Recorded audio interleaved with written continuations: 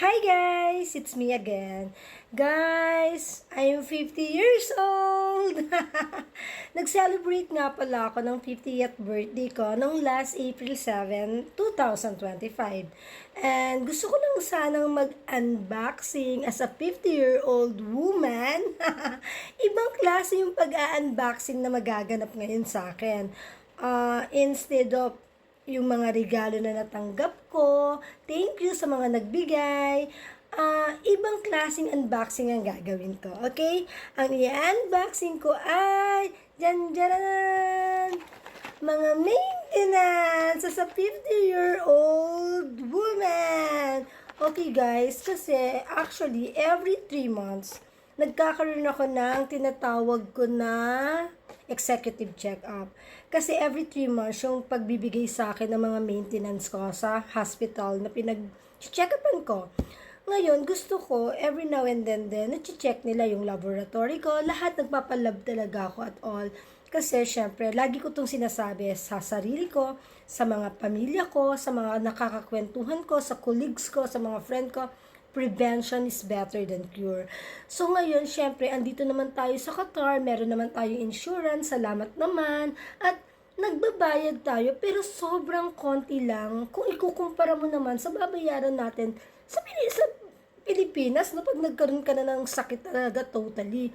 So ayun na nga, kumukuha ako ng maintenance ko. Ang maintenance ko nga pala ay para sa hypertension. Mababa lang, awa ng Diyos. Since 2019, eto na yung maintenance ko at hindi to nababago. 5 mg lang. It's Coviram 5 mg, 5 mg lang. Hindi to binabago what do you call this? Cardiologist ko. Kasi maganda naman yung blood pressure ko every time na nakakainom ako nito. Hindi siya talaga nag-shoot up ng sobrang taas para baguhin pa nila kung ano yung natitake ko na. So, ayan. Tapos, nung last 6 months ago, yung sugar ko nag-borderline. So, binigyan na rin nila ako nito para sa sugar. Pero actually, ang ganda nito kasi talagang nag-lessen yung sugar ko. Tapos, pumayat ako ng konti. Kasi syempre parang ito pala ang nagagawa nito sa atin. Instead of, yeah, of course, nag-exercise pa rin ako. One time, i-share ko naman sa inyo kung ano yung mga equipments ko para sa pag-exercise ko as a 50-year-old woman.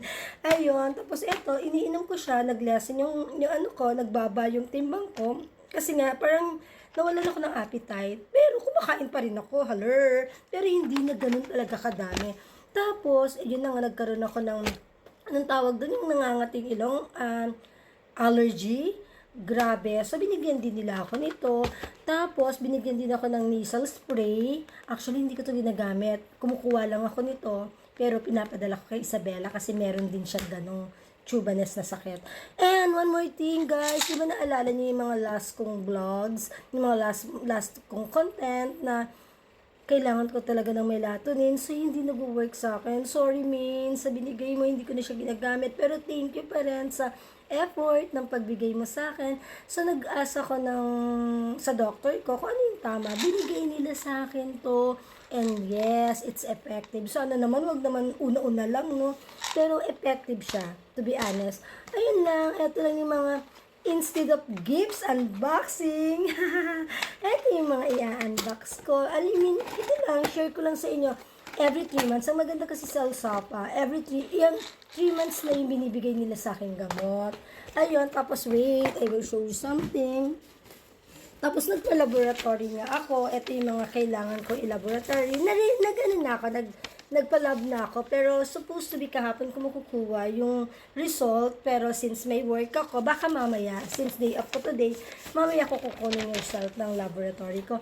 Yun lang. Kaya guys, please, ito lang yung masasabi ko as an OFW na dito na natin ginugol yung oras natin, yung panahon natin, yung lakas natin. Alam mo yon, kasi may mga friends din ako, ka-parents ko, way back home na dito pa dito pa nag-i-school si Isabella, yung mga ka-parent ko, na nakakausap ko sila. Imaginein mo, ang laki nga ng pera nang nauuwi nila, and yet, sa maintenance lang nakukuha. Kaya kayo guys, kung kaya pa, healthy living. Siguro hindi ko yun nagawa noon dahil yung previous company ko talaga na maganda nga yung pinasahod sa akin. Kinuha naman yung lakas ko. Dahil talagang lahat, pressure, stress, lahat makukuha mo as an OFW talaga. So, itong nag-end up ako, hypertension. Pero at least okay pa rin. I-maintain ko na lang yung katawan ko, yung timbang ko, para hindi naman talaga mag-shoot up siya ng into the highest level. Yun lang. Thank you!